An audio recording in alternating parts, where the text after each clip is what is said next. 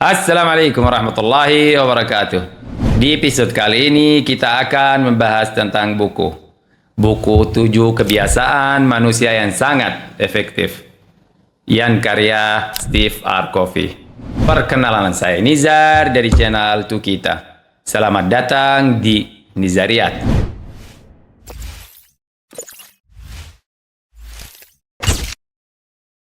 Stephen R. Covey, siapa dia? Dia adalah penulis, pembicara, dan konsultan, serta manajemen terkenal dari Amerika Serikat. Karya paling terkenal adalah buku 7 kebiasaan manusia yang sangat efektif, yang telah terjual lebih dari 25 kopi di seluruh dunia dan dianggap sebagai salah satu buku yang paling pengaruh di abad 2020. Profesi dia adalah seorang profesor bisnis dan pendiri perusahaan konsultan Franklin Covey. Secara singkat, dia adalah salah satu profesional pengembangan diri dan kepemimpinan paling terkenal di zaman sekarang.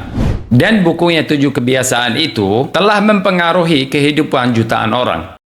Stephen tidak fokus pada trik cepat untuk sukses, tetapi pada prinsip-prinsip yang dasar yang didasarkan pada etika karakter dan mengubah kepribadian dari dalam. Ide utamanya adalah bahwa aktivitas sejati datang dari mencapai keseimbangan antara apa yang ingin Anda capai dan apa yang meningkatkan kemampuan Anda untuk mencapai yang lebih banyak di masa depan. Buku ini menjelaskan beberapa bagian, yaitu penjelasan rinci tentang 7 kebiasaan. Kebiasaan 1. Jadilah proaktif. Arti menjadi proaktif berarti mengambil tanggung jawab atas hidup dan perilaku Anda.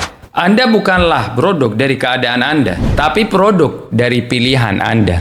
Orang yang proaktif fokus pada lingkaran pengaruh. Hal-hal yang dapat mereka kendalikan dan ubah, bukan pada lingkaran kepedulian. Kebalikannya, orang yang reaktif dipengaruhi oleh lingkungan dan keadaan, mencari pembenaran eksternal untuk kesalahan mereka, dan bicara dengan bahasa seperti, "Saya tidak bisa, memangnya itu sudah sifat saya, seandainya atasan saya lebih baik." Itu yang sering mereka ucapkan. Untuk penerapan, ganti bahasa reaktif ke proaktif. Alih-alih mengatakan ini akan yang terjadi, katakan saya akan melakukan ini.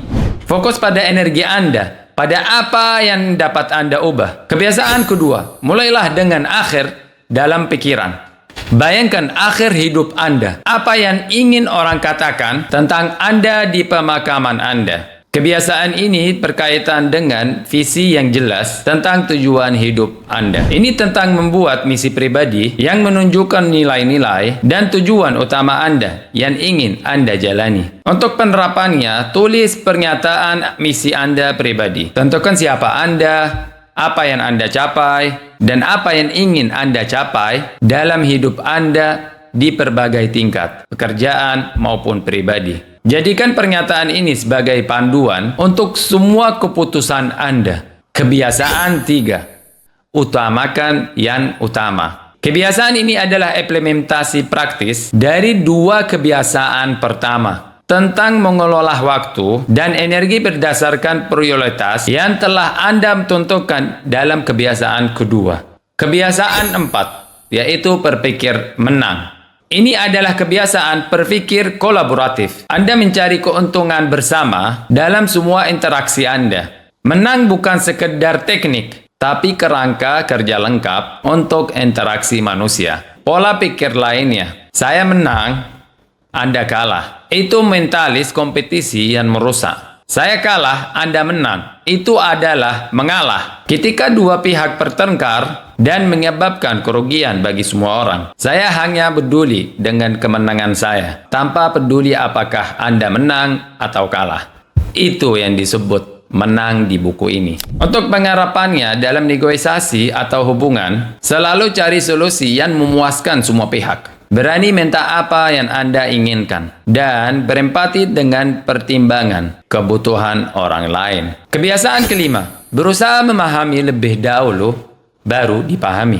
Ini adalah prinsip terpenting dalam komunikasi. Kebanyakan dari kita untuk mendengar karena mau membalas, bukan untuk memahami. Kita menunggu giliran untuk bicara dan menyiapkan tanggapan kita. Untuk penerapannya, harus latih dengar dengan empati. Dengarkan dari sudut pandang pembicara. Cobalah untuk memahami perasaan sebelum Anda menyampaikan pandangan Anda. Ketika seorang merasa dipahami, mereka jadi lebih terbuka untuk memahami Anda. Kebiasaan 6. Wujudkan sinergi. Sinergi berarti keseluruhan lebih besar dari jumlah bagian-bagiannya. Ini adalah hasil alami dari kebiasaan sebelumnya, yaitu menang dan memahami. Ini adalah kerja tim yang kreatif dan menghargai perbedaan antara orang untuk mencapai solusi yang lebih baik daripada yang dapat dicapai oleh individu manapun sendiri. Untuk penerapannya, dorong keberagaman dan terima bahwa perspektif berbeda dari orang lain dapat memperkaya solusi. Dalam tim kerja, berinovasi bersama dengan cara yang melepaskan energi dan kreativitas yang terdalam dalam kelompok. Kebiasaan ketujuh, yaitu mengasah gergaji. Ini adalah kebiasaan pembauran diri yang terus-menerus. Jika Anda menebang pohon dengan gergaji yang tumpul, akan membutuhkan waktu dan usaha yang lebih lama. Hal yang sama berlaku untuk Anda. Anda perlu terus mengasah diri Anda dalam 4 dimensi. 1. Dimensi fisik, olahraga, makan, tidur. Yang kedua, dimensi mental. Belajar terus-menerus seperti baca, tulis, dan belajar hal-hal yang baru.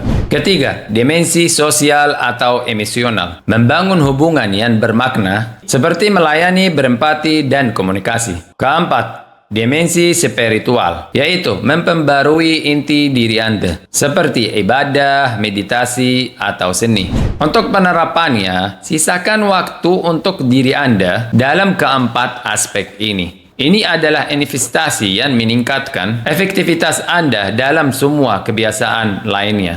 Bagi siapapun yang ingin meningkatkan kehidupan pribadi dan profesionalnya dan kerjasama, serta menjalani kehidupan yang penuh makna dan pencapaian. Kita akhiri video ini. Bagaimana menurut Anda tentang buku ini? Tulis di kolom komentar dan jangan lupa like, share, subscribe. Saya Nizar, sampai jumpa lagi.